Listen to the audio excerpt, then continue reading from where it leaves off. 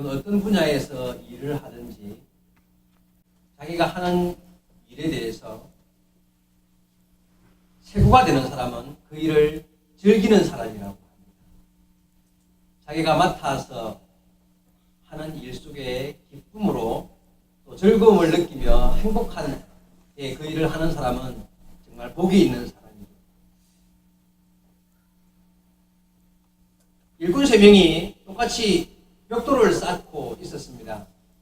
물었습니다. 당신은 지금 무엇을 하고 있습니까? 라고 물었는데 첫 번째 사람이 대답하기를 보면 모릅니까? 그저 목구멍이 포도청이라서 밥 먹고 살라고 벽돌을 쌓고 있습니다.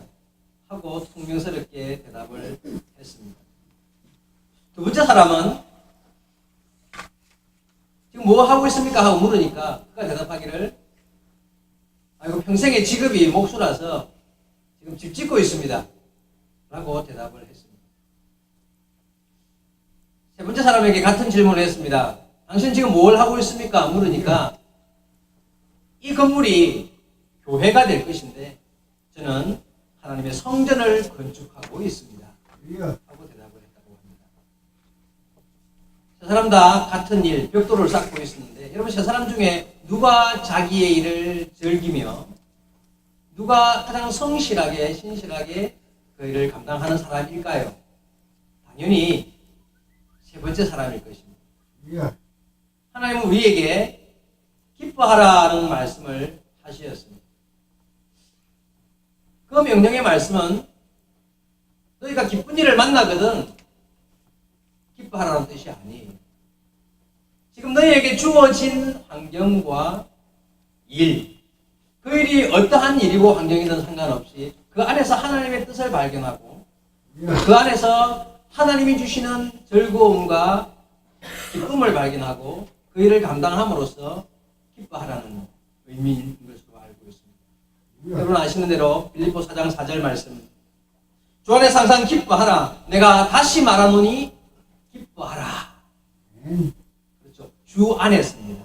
그렇죠. 주님이 주시는 은혜 안에 사는 자는 내게 주어진 환경과 상관없이 우리는 기뻐하며 살아갈 수 있어야 한다는 것입니다. 여러분 지금 무엇을 하고 계십니까? 먹고 살려고 벽돌을 쌓고 계십니까? 아니면 하나님의 성전을 건축하고 계십니까? 일은 다 똑같습니다. 그 일이 다 그 일입니다.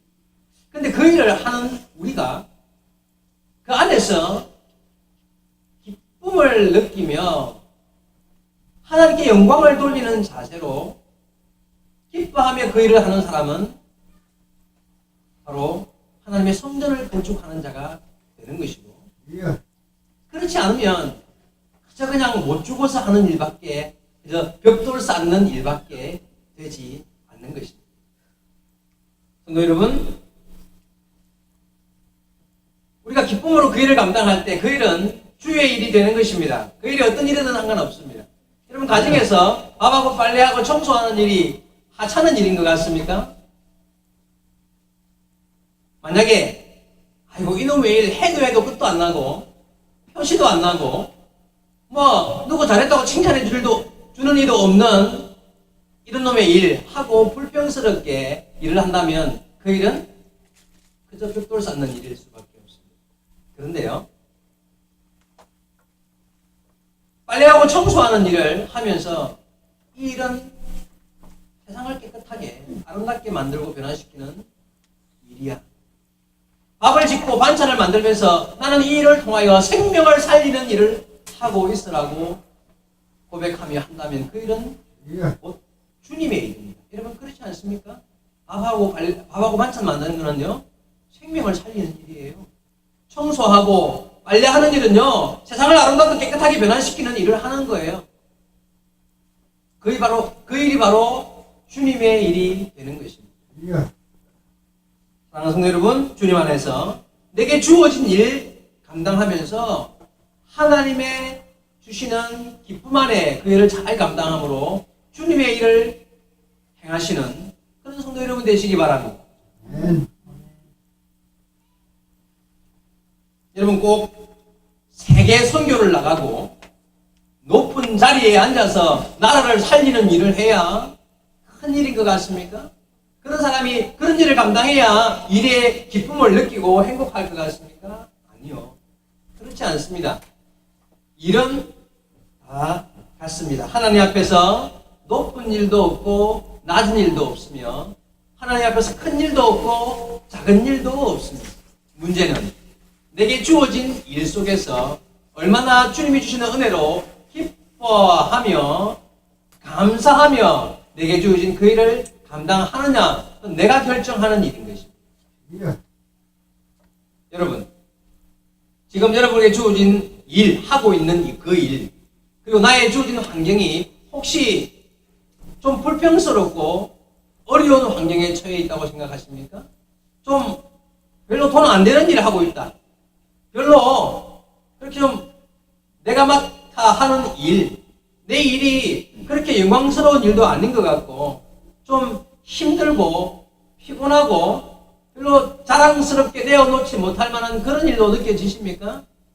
만약에 그 일이 내게 주어진 하나님의 뜻으로 주어진 일이라면 그 일 속에서 반드시 우리는 기쁨을 찾는 자가 되어야 합니다. 그리고 기뻐할 수 있어야 한다는 것입니다. 여러분 예수님의 제자 중에 사도 요한이 있죠. 예수님의 가장 사랑받던 제자 사도 요한. 그가 예수님이 십자가에 못 박혀 돌아가시는 그 순간에 예수님께서 그에게 그 어머니 마리아를 부탁을 하셨습니다. 요한복음 19장 26절과 27절에 이렇게 기록되어 있습니다. 십자가상에서 예수님께서 하신 말씀입니다. 예수께서 자기의 어머니와 사랑하는 제자가 곁에 서 있는 것을 보시고 자기 어머니에게 말씀하시되 여자여 보소서 아들이니이다 하시고 또 제자에게 이르시되 보라 네 어머니라 하신대 그때로부터 그 제자가 자기 집에 모시니라. 자, 이 제자가 바로 사도 요한이었습니다. 예수님께서 그 어머니 마리아와 그 제자 요한이 서 있는 것을 보시고 그 마리아를 그 제자 요한에게 부탁을 하시면서 보라 네 어머니라. 그리고 어머니에게는 보십시오 아들이니이다. 이제는 나는 죽지만 내 대신에 요한이 당신을 섬기게 될 것입니다 하고 부탁을 요한에게 했던 것입니다. 자, 이 말을 들은 요한이 그때로부터 마리아를 자기가 모시게 되었다. 여러분 그 당시 마리아가 나이가 몇 살쯤이었을까? 한번 생각해 봅시다. 예수님 연세 나이가 얼마였죠? 30세 정도, 30대 저 이제 였는데 예수님을 낳을 때 마리아의 나이, 그 당시 여인들이 결혼하는 결혼 정년기가 15, 6세였습니다. 그렇다면 예수님이 십자가에 못 박혀 돌아가실 당시 마리아의 나이는 몇 살이었을까요? 45세에서 하나도 50대 이하 40대 중후반이었다는 것입니다. 마리아가 몇 살을 살았을까요? 기록에 의하면 90을 넘게 살았습니다. 그러면 40대 중반 정도의 나이에서 거의 50년을 살았는데요. 요한은 다른 아무 일도 하지 않고 거의 50년 동안을 마리아 나이 많이 든 할머니 한 분 모시고 50년을 살았던 거예요. 다른 제자들은 뭐 했습니까? 세계로 다니면서 복음을 전하고요. 막 편지를 쓰고 책을 쓰고요. 하나님의 영광을 위해서 멋진 일을 감당할 당시에 요한은 할머니 한 분 모시고 아무 일도 하지 않고 아니면 하지 못하고 그의 생을 살았습니다. 나중에 50년 지나고 나서 마리아가 죽고 난 다음에 그는 나이 100세까지 제일 오래 살았죠. 100세까지 마지막 그 요한계시록을 쓰기까지 그리고 마지막에 그 일을 남은 제자로서의 사명을 잘 감당하고 주님의 부름을 받는 제자가 되었습니다.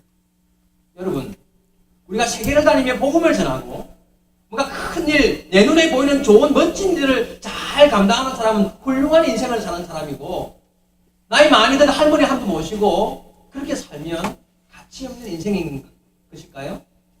아니요, 그렇지 않습니다. 하나님 앞에서는 일의 크고 작음이 없습니다. 다 벽돌 쌓는 일과 같은 일입니다. 그런데 그걸 내가 어떻게 받아들이느냐가 결국 그것이 큰 복이 있는 일인 것이에요. 여러분, 성모 마리아 한 분을 모시고 50년을 누가 허비했다고 말할 사람이 누가 있습니까? 하나님, 예수님께서 십자가상에서 그에게 맡기신 사명으로 받는 순간 그 일은 성력이며 그 일은 세상 어떤 일보다도 귀한 사명이 되는 것입니다. 여러분, 지금 하고 있는 일이 무슨 일이십니까? 그 일이 가치 없는 일입니까? 아니요. 내가 어떻게 받아들이느냐가 중요한 일인 것입니다. 그 안에서 하나님의 기쁨을 찾고 하나님이 내게 맡기신 사명을 찾고 그 일을 잘 감당하면 나는 설거지를 하면서 영원한 주의 나라를 향하여 믿음의 길을 걷는 성역을 감당하는 사람이 될 수 있습니다. 여러분, 세계를 다니면서 복음을 전하고 큰 교회를 세우고 큰 교회를 사역하고 그 일들이 영광이 되고 또 반대로 나는 할머니 한 분 모시고 50년 살았다 이런 말 하면요, 세상 사람들이 뭐라고 이야기하냐면요, 야, 너 참 인생 허비했네. 세상 사람은 그렇게 이야기할 수 있습니다. 어떤 사람은 억대 연봉을 받으면서 무역회사에 CEO로 일을 하고 의사, 변호사, 검사하면서 대단한 일을 하는 사람이 있다고 말합시다. 반대로 최저시급을 받으면서 알바로 먹고 사는 사람이 있다고 칩시다. 세상 사람은요, 그렇게 구별을 해요. 그들을, 앞에 말한 사람들을 대단하다고 이야기하고, 그리고 최저임금 시급 받으면서 알바로 일하는 사람들은 참 인생이 힘들게 사네 라고 별로 가치 없게 여겨질 수도 있어요. 세상 사람의 눈은 그렇습니다. 그런데 여러분, 하나님의 눈도 그럴까요? 아니요. 성도 여러분, 저와 여러분은 하나님의 눈으로 세상을 바라보는 사람입니다. 하나님의 마음으로 세상을 바라보는 사람들입니다.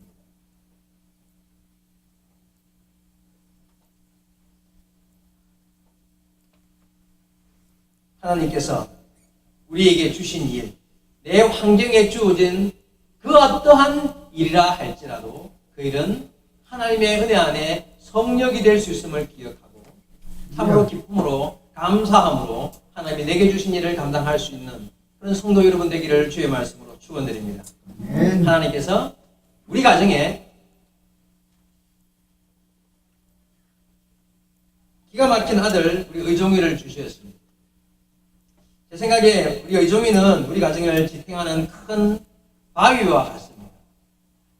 여러분 보시기에 우리 의종이가 제 어깨에 무겁게 보이십니까? 네, 무겁습니다. 그런데 그렇기 때문에 우리 가정이 제가 급류에 휘말리지 아니하고 걸어가고 있는 것입니다. 여러분 아시죠? 왜 급류가 막 흐르는 계곡물 그런 곳을요 그냥 다리 그지고 무릎까지밖에 안 오니까 하고 걸어갔다가는요 또 내려가요. 그럴 때는 큰 바위를 어깨에 딱 짊어지고 걸어가면 내 몸이 무거우니까 그 급류를 힘들지만 잘 안전하게 넘어가는 거예요.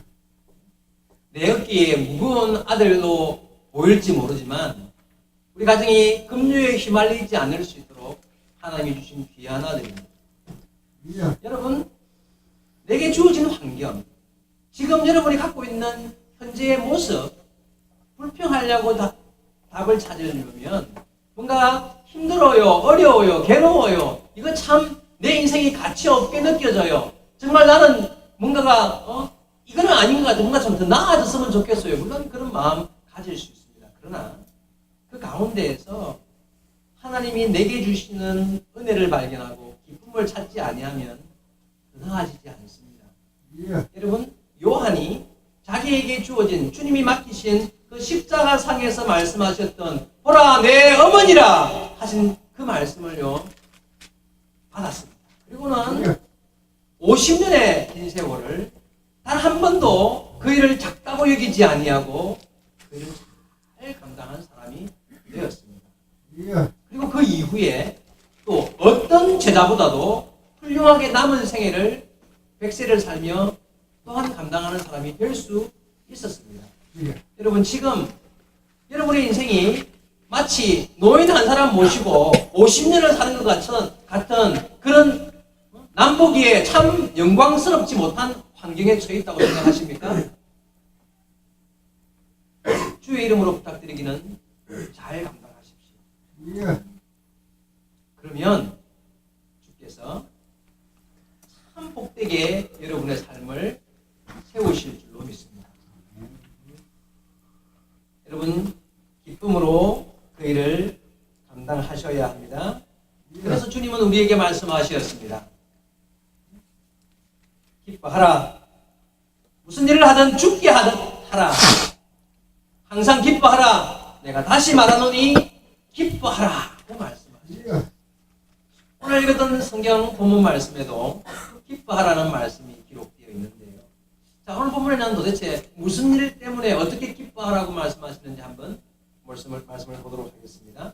어느 날 예수님께서 70명의 주님의 제자들을 따로 세우시고 둘씩 짝을 지어 복음을 전하도록 주님의 은혜와 복을 더하여 그들이 가는 길에 내가 너희와 함께 하겠다 하시고는 권능을 다하시어서 둘씩 파송을 하시게 되었습니다. 읽지 않았습니다만 본문 누가복음 10장 1절에 이렇게 나와 있습니다. 그 후에 주께서 따로 70인을 세우사 친히 가시려는 각 동네와 각 지역으로 둘씩 앞서 보내시며 이렇게 둘씩 짝을 지어서 파송을 하신 것입니다. 자, 그들이 나갔습니다. 나가서 주의 이름으로 얼마나 놀라운 일을 많이 감당했는지 몰라요. 그냥 병자를 일으키고 기적을 행하며 그리고 심지어는 귀신을 내어 주의 이름으로 귀신을 내어 쫓는 일까지 하며 그 일들을 잘 감당하고 돌아왔습니다. 얼마나 기뻤을까요? 야, 내가 정말 주의 이름으로 이런 일까지 내가 행할 줄을 몰랐는데 하며 기쁨으로 달려 돌아와서 주님 앞에 보고를 하게 되었다는 것입니다. 그들이 보고할 때 이렇게 말합니다. 읽었던 17절 70인이 기뻐하며 돌아와 이르되 주여 주의 이름이면 귀신들도 우리에게 항복하더이다. 그들이 뛰어와서는요, 주여 주님의 이름으로 나가서 외쳤더니만 귀신들도 항복하고 떠나더이다. 수많은 병자를 고치고 귀신 들린 자를 자유케 하고 놀라운 많은 경험들을 했다는 것이에요. 그러자 주님께서 그들을 칭찬하셨습니다. 그리고 마지막에 20절이었습니다. 그러나 귀신들이 너희에게 항복하는 것으로 기뻐하지 말고 너희 이름이 하늘에 기록된 것으로 기뻐하라 하시니라. 여러분 제자들이 돌아왔어요. 막 기뻐했어요. 왜냐하면 내가 큰 일을 한 것 같아요. 그죠? 막 너무 기뻐요. 주님이 하시는 말씀이 야 너희들이 큰 일을 한 것 같아서 기쁘냐? 너희들이 한 일이 커서 기쁘냐? 너희 손으로 행한 일이 놀랍고 커서 기쁘냐? 아니라 너희가 행한 일 때문에 너희가 큰 일을 한 것 같아서 기뻐하지 말아라 이 말이에요. 자, 이 말을 지금 세상적으로 말하면요 어떻게 해석할 수 있느냐면 야 너희들 억대 연봉을 받고 의사가 되고 변호사가 되어서 막 큰 나라를 위해서 막 큰 일을 하고 교회를 위해서 세계 선교를 나가고 이런 일을 한 것 때문에 기쁘냐? 그것 때문에 기뻐하지 마라. 그럼 무엇 때문에 기뻐하라고 하십니까? 너희의 이름이 천국에 기록되었다는 것 그것 때문에 기뻐하라고 말씀하십니다. 사람들은 그렇습니다. 사람들은요 기뻐하라 하면요 내가 뭐 기쁜 일이 있어야 기쁘고요 내가 뭐 큰 일을 해야 내가 자랑스럽고요 일 때문에 기뻐 내가 이루어놓은 업적 때문에 쌓은 업적 때문에 기뻐하려고 그 기쁨의 제목을 찾으려고 해요. 근데 주님은 오늘 말씀에 그렇게 말씀하시지 않았습니다. 여러분 일이 기쁨을 주는 것이 아니에요. 내가 무엇을 하느냐가 기쁨의 원천이 아니에요. 내가 주님의 자녀인 것입니다. 내가 주님의 나라의 백성이 되었고 내 이름이 주님의 나라에 기록되었다는 그 자체가 나에게 기쁨인 것입니다. 그래서 우리는 항상 기뻐할 수 있는 것입니다. 그렇죠? 어떻게 항상 기뻐해요? 내 이름이 천국에 기록된 것은 변할 수가 없으니까. 근데 일 때문에 기뻐하려고 하면 도대체 기뻐할 일이 별로 없어요. 내가 뭘 쌓고 뭘 이루어야 내가 이룬 것 때문에, 내가 이룬 일 때문에 기뻐할 수 있을까요? 여러분, 그렇게 기쁨을 찾으려고 하면 기뻐할 것을 도저히 찾을 수가 없습니다. 그런데 우리가 주님이 명령하시기를 항상 기뻐하라. 어떻게 해요? 내 이름이 거기에 기록된 것은 항상 기록되어 있으니까. 그것 때문에 기뻐하는 거예요.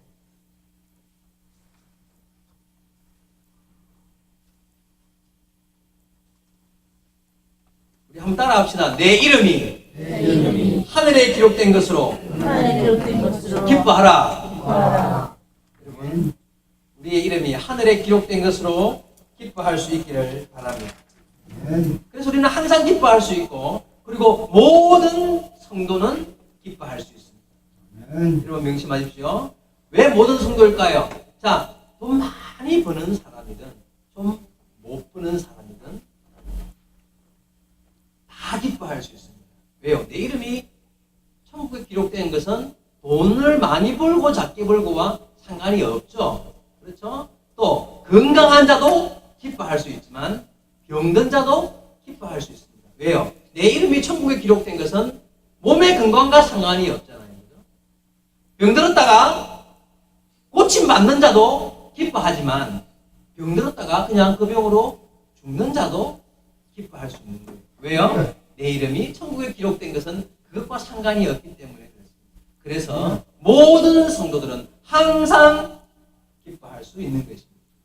여러분, 이 기쁨이 저와 여러분의 삶 가운데 충만할 수 있기를 주의 이름으로 축원드립니다. 여러분, 사람이 인생을 살아가는 동안에 당할 수 있는 가장 큰 슬픔이 무엇일까요? 바로 사랑하는 사람을 잃는 슬픔입니다. 그죠? 사랑하는 사람의 죽음을 바라보게 될 때에 가장 큰 슬픔을 느낀다고 합니다. 그런데 그 상황에서도 기뻐할 수 있을까요?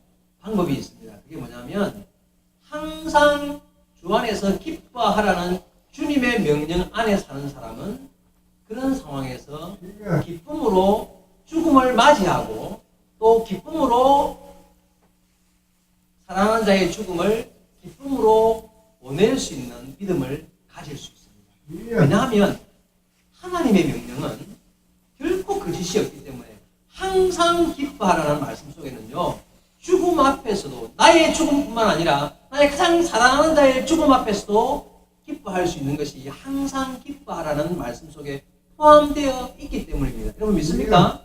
예, 우리는 믿어요. 항상 기뻐하라는 말씀은 세상적으로 가장 슬픔을 당한 그 상황 속에서도 우리는 기뻐할 수 있는 거예요.